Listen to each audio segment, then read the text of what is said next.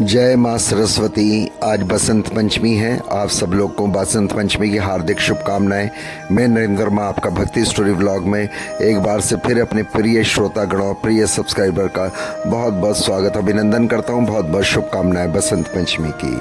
दोस्तों, जैसा कि बसंत पंचमी फरवरी का बसंत का महीना होता है, बसंत पंचमी का पर्व धूमधाम से मनाया जाता है।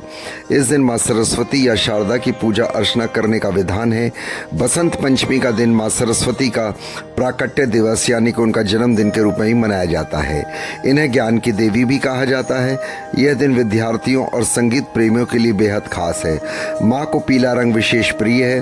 पूजा के बाद माँ को पीले रंग की चीज़ें अर्पित की जाती हैं। यहाँ तक कि माँ के भक्त इस दिन पीले रंग के वस्त्र ही धारण करते हैं। माँ को पीले रंग के चावलों का भोग भी लगाएं। पीला रंग सादगी और सात्विकता एवं समृद्धि, ऊर्जा, प्रकाश और आशीर्वाद का प्रतीक है। यह दिमाग को सक्रिय करता है, उत्साह को बढ़ाता है, साथ ही नेगेटिविटी, नकारात्मकता को दूर करता है। इस मौसम में ठंड कम होने लगती है, पेड़ों पर नई पत्तियां आने लगती हैं, पुरानी पत्तियां झड़ने लगती हैं और खेतों में पीली सरसों की फसल लहराने लगती है। चारों ओर पीला सा सुहावना वातावरण दिखाई बनता है। बसंत के आगमन पर पृथ्वी पर सारी प्रकृति अपने यौवन पर आ जाती है तथा राग रंग में डूबकर चमकने लगती है। ऋतुओं में बसंत लोगों का सर्वाधिक मनचाहा मौसम, जबकि फूलों पर बहार आ जाती है।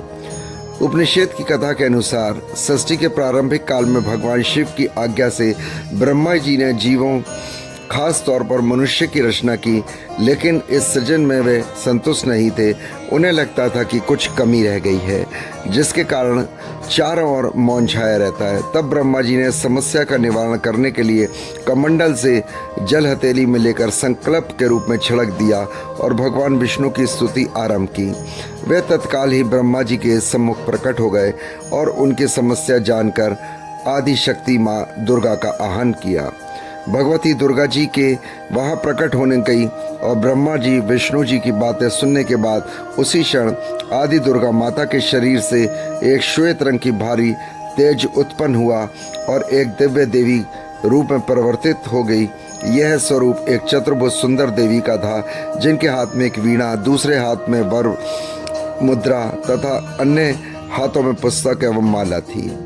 इस स्वरूप को वीणा मधुरनाद किया और जिससे संसार के समस्त जीवों जंतुओं वाणी प्राप्त हुई और जलधारा में हलचल प्राप्त हो गई। वातावरण में प्राणवायु संचार हो गया। तभी देवताओं ने शब्द और रस का संचार कर देने वाली उन देवी को वाणी व अधिशास्त्री देवी सरस्वती कहा। ऋग्वेद के अनुसार ये एक परम चेतना सरस्वती के रूप में यह हमारी बुद्धि, प्रज्ञा और मनोवृत्तियों की संरक्षा है। यह महान विभूतियों में से स्मृति पर्व है। बसंत पंचमी के दिन ही पृथ्वीराज चौहान मोहम्मद गौरी को मौत के घाट उतारा था। तो मित्रों, ये बसंत पंचमी का मैंने आपको पौराणिक कथा सुनाई, कैसी लगी कृपया कमेंट्स बॉक्स में ज़रूर लिखें। आप सबको बसंत पंचमी की एक बार से बहुत बहुत हार्दिक शुभकामनाएं। ब्लॉग को आपसे अनुरोध करता हूं, प्लीज़ अधिक से अधिक लाइक किया कीजिए, सब्सक्राइब किया कीजिए, शेयर किया कीजिए, जिससे हमारा सनातन धर्म बचा रहे। दोस्तों, ये मैं आपको एक जो ज्ञान देता हूँ, जो व्लॉग बनाता हूँ, ये सिर्फ इसलिए बनाता हूँ कि जिससे आपको हमारी संस्कृति का पता चले और हमारी उस चीज़ का, धरोहर का पता चले। आशा करता हूँ कि आप ब्लॉग को ध्यान से सुने, पूरा देखें। भगवान माँ सरस्वती की पूजा करें, भगवान विष्णु की पूजा करें, पीला वस्त्र पहने, माँ सरस्वती को पीले फूल चढ़ाएं, पीले चावलों का भोग लगाएं, पीला रंग का पुलाव बनाएं, दान पुण्य करें। जो बच्चे जिनका दिमाग पढ़ाई में कमज़ोर है, अगर वो ऐसा उपाय करेंगे तो उनको बहुत जल्दी ही माँ सरस्वती विद्या के रूप में उनको आशीर्वाद देगी और उनका दिमाग तेज चलेगा। उन्हें माँ सरस्वती कृपा प्राप्त होगी और विद्या में वो प्रवीण होंगे, आगे जाएंगे। फर्स्ट डिवीज़न से कम उनकी डिवीज़न नहीं आएगी। जैसा कि आने वाले महीनों में बोर्ड की परीक्षा है, मेरे ख्याल से 15 या 16 फरवरी प्रारंभ हो जाएगी। आप कल माता सरस्वती का जरूर सभी छात्र आशीर्वाद लें। प्लीज़ ब्लॉग को अधिक से अधिक लाइक करें, सब्सक्राइब करें, शेयर करें। जय माता।